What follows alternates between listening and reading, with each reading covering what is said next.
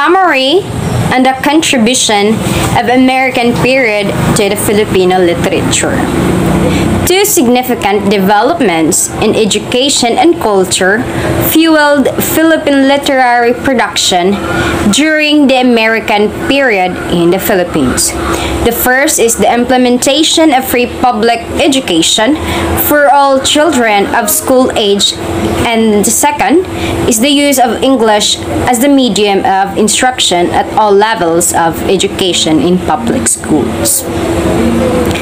During the early years of the American period, the languages used in writing were Spanish, Tagalog, and the vernaculars, but Spanish and Tagalog were the most prevalent.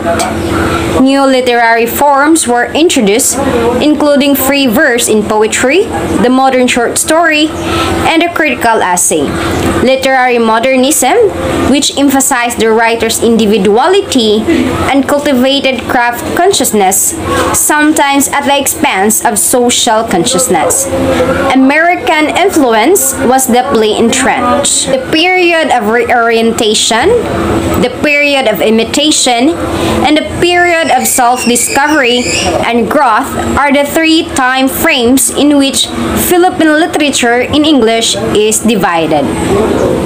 So let's delve with the period of reorientation, dates 1898 to 1910. So writers of this era were still adjusting to their newfound freedom after the paralyzing effect of the Spanish regime's repression of thought and speech. They were adjusting the concept of democracy as well as the English language news phraseology and literary standards. The literary works in the period of reorientation are Sursum Corda by Justo Juliano, My Mother and Air Castles by Juan F. Salazar, To My Lady in Lawag by Proceso Sebastina. Next, we have the period of imitation. It covers the year 1910 to 1925. The characteristics of literary works in this period are: it heavily imitates American and English models, rigid and unnatural style, and lacks vitality and spontaneity.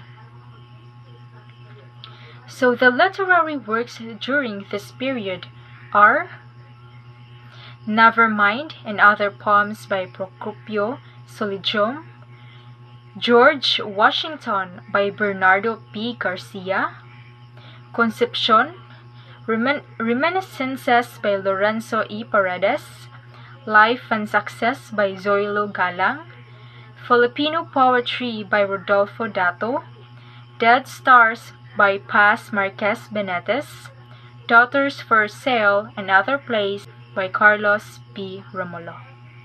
And lastly, we have the period of self-discovery and growth, from year 1925 to 1941.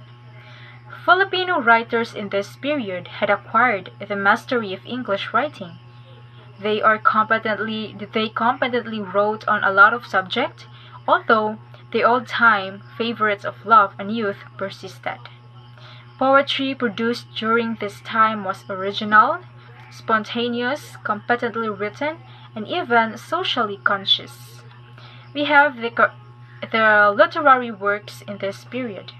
Manila, collection of verses by Luis Dato, Bamboo Flute by Marcelo D. Gracia Concepcion, Moon Shadows on the Water by Aurelio A. Alvaro, My Book of Verses by Luis Dato, First Lived by Rafael Zulueta da Costa, Nuances by Aurelio Alvaro, Soft Night by Albilardo Subido, Poems by Dovigilon by Jose Garcia Villa, Filipino Love Stories by Paz Marquez Benetes, Philippine Short Stories by Jose Garcia Villa, How My Brother Leon Brought Home a Wife by Manuel Argelia, Broken Parasol by Jose Lansang, Sunset by Paz Laturina, Talatana's Wife by Sinay Hamada, The Filipino Way of Life by Camilo Osias, I Am a Filipino by Carlos P. Romulo, The Radiant Symbol by George Bacobo, At the 13th place by Wilfredo Maria Guerrero.